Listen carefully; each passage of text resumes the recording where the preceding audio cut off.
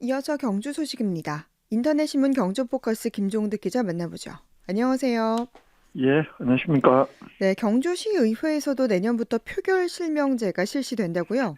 예, 그렇습니다. 이 국회나 또 일부 광역의회에서는 이미 많이 시행을 하고 있는 건데, 그 지방자치법 작년에 전면 개정을 하고 내년부터 시행이 되는데요. 그래서 경주시의회에서도 전자투표기 도입을 하고 표결 실명제도 실시를 합니다. 경주시의회 지난 13일 날 제264회 정례회 2차 본회의에서 이런 내용이 담긴 경주시의회 회의 규칙 개정안을 가결했습니다. 네. 그럼 지금까지 경주시의회 표결은 주로 무기명으로 했습니까?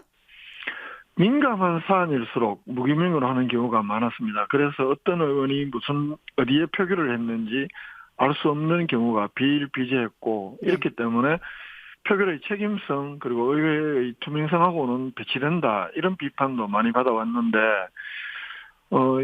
현재까지 경주시 의회 표결 방식은 의장이 기립 또는 거수하게 하거나 의원 동의가 있을 경우에 기명 또는 무기명 투표로 표결하도록 이렇게 되어 있었습니다. 그렇기 네. 때문에 민감한 사안들은 무기명 투표를 하는 경우들이 많았습니다. 네. 이 지방자치법 개정 표결에 대해서 어떻게 바뀌죠? 작년 12월 9일 1년 전에 지방자치법이 32년 만에 전면 개정이 되면서 경주시 의회에서도 이제 앞으로 표결 실명제가 불가피하게 됐는데요.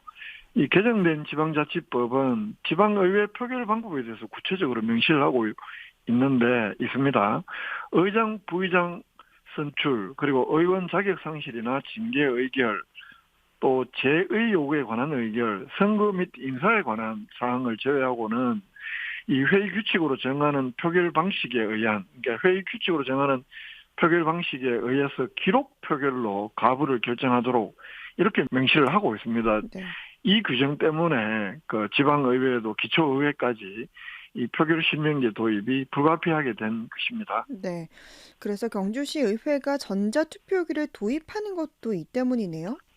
예, 그렇습니다. 이 지방자치법에서 이 표결 방식을 이렇게 구체적으로 명시를 하고 있기 때문에 시의회도 이번에 그 회의 규칙을 개정을 했는데 회의 규칙 45조에 표결 방법을 구체적으로 명시를 합니다. 이 표결할 때는 아까 회의 규칙으로 정하는 표결 방식 이렇게 표시가 되어 있잖아요. 그게 이제 그 방식으로 경주시의회에서는 표결할 때 전자투표 또는 기명투표에 의한 기록 표결로 가부를 결정한다. 이렇게 명시를 했기 때문에 이번에 전자투표기도 도입을 했고 또 표결 실명제 도입은 불가피하게 된 것입니다. 이 의원들의 표결에 대한 책임성이 더욱 강화될 것으로 보이는데 그동안에도 의원들의 이런 표결에 대한 책임성들이 너무 떨어진 것 아니냐 이런 비판들이 많았는데 이게 꼭 지방자치법에 의해서 강제되는 것이 아니라 스스로 먼저 이렇게 했으면 참 좋았을 텐데 이게 지방 타의에 의해서 사실은 강제되는 측면이 있기 때문에 한편으로 보면 좀 안타깝기도 하고 그렇게 보입니다. 이런 걸 좀 먼저 했으면 얼마나 음. 좋았을까 하는 그런 거죠. 어차피 하게 되는 것인데. 네. 다음 소식 살펴보죠. 월성원전 사용 후 핵연료 조멸 건식 저장 시설, 즉 맥스터 증설에 따라서 한수원이 경주시에 내는 지원금 규모의 윤곽이 드러났네요. 그렇습니다. 작년에 이 우리원전 4인공 해결료 조밀 건식 저장 시설 우리가 하는 맥스트라고 하는 거 이 정서를 두고 경주지역 내에서 뭐 반대 단체들 환경단체 중심으로 반대도 심했고 그래서 지역 내에 찬반 갈등이 적지가 않았습니다. 그래서 이른바 한수원에서는 이른바 이 지역 주민들에 대한 수용성을 높이겠다라면서 합리적인 지원 방안을 마련하겠다고 했고 그 규모가 현재까지 쭉 협의를 해왔었는데 이 총 규모가 1115억 규모인 것으로 확인이 됐습니다. 13일 날 경주시의회 전체 의원 간담회에 경주시가 이런 기본 합의사항, 잠정 합의 내용을 보고를 했는데 이 간담회는 비공개로 진행을 했습니다. 네, 근데 이 간담회가 왜 비공개로 진행됐습니까? 경주시의 설명은 이게 이제 잠정 합의 아니고 최종 합의 아니기 때문에 공개되는 것은 곤란하다. 뭐 이런 설명을 하고 있는데요. 네, 그러나 한편으로는 이 경주 시민의 대의기관인 경주시의회에 보고를 물론 비공개를 전제로 보고를 한 것인데 이렇게 보고를 했다면 경주시에서는 이 지원 잠정 합의 안의 지원 규모에 대해서 어느 정도 시 자체적으로는 타당하다고 결론을 내고 또 그런 다음에 시의원들의 의견을 물어본 걸로 보는 게 합리적인 추론입니다. 경주시나 또 인근 주민 모두 이 지원 규모에 상당한 관심이 있을 수밖에 없고요. 이 지원 규모라는 것도 한수원하고 경주시 이 두 기관이 협의에 의해서 마련하는 것이 아니라 정부, 경주시, 시의회, 한수원, 또 원전 인근 3개 읍면 주민대표, 또 경시 원자력 자문기구 이렇게 등에서 총 14명으로 구성을 해서 작년 10월 달에 발족한 월성원전 넥스트 정설 협의기구라는 것이 있습니다. 이 협의기구가 작년 10월 달부터 11월까지 무려 17번의 회의에서 이런 그 잠정 합의안을 도출한 것이고, 이런 그 잠정 합의안은 당연히 최종 합의에 이르기 이전까지 시민사회에서 이 그 타당성 여부를 검증받는 것이 오히려 타당하다, 이런 의견도 적지 않습니다. 이 속된 말로 경주시하고 그 한수원이 또는 그 협의기구가 일방적으로 밀실에서 결정하는 게 아니라 시의회 의견까지 묻는 것이라면 이걸 굳이 비공개로 할 이유가 없다는 것이고, 또 시의원들도 이 내용을 받았다면 자신의 의견을 내는 것이 아니라 지역 주민들의 의견을 물어봐야 되고, 이렇게 되면 당연히 공개가 될 것인데 이걸 보도했다고 언론은 철회를 해달라는 이런 요구 자체가 한마디로 넌센스다, 이런 비판도 적지가 않습니다. 네. 그럼 이 지원 규모 좀 구체적으로 살펴봅시다. 이 복수의 시의원들에게 이제 그 공개적으로 이 서류가 나오지 않으니까요. 네. 취재를 해서 확인한 것인데, 잠정 합의안은 직접 지원금이 750억, 또 공동협력사업 지원금 360억, 이렇게 두 개를 합쳐서 1115억 규모인데, 먼저 이 직접 지원금 750억은 경주시와 한수원 또는 주민대표와 협의해서 지역균형발전, 주민복지증진사업, 소득증대, 일자리 창출사업 등에 사용하는 지원금으로 규정을 합니다. 비록 주민대표와 협의하는 조건이 붙어 있긴 하지만 원전 인근 지역 동경주 지역으로 국한하지는 않고 있습니다. 이렇기 네. 때문에 원전 인근 세계 읍면 주민들의 반발 가능성 배제할 수 없다, 이런 지역도 나오고 있고, 공동협력사업 지원금 365억 원은 지역 주민에게 기여할 수 있는 현안 사업을 공동협력사업으로 추진하자는 것이 핵심인데요.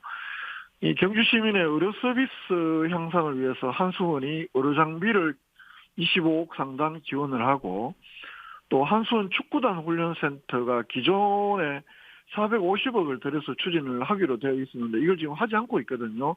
여기에 200억을 추가를 더 부담해서 650억 원으로 한수원 축구단 훈련센터의 조속한 추진 건립을 하자. 그리고 끝으로 삼정수소 자원화 사업의 판매 수익 140억도 지역에 환원한다, 이렇게 되어 있는데, 마지막 부분, 이 삼정수소 자원화라는 것은 아직 시작도 하지 않은 사업인데 언제 네.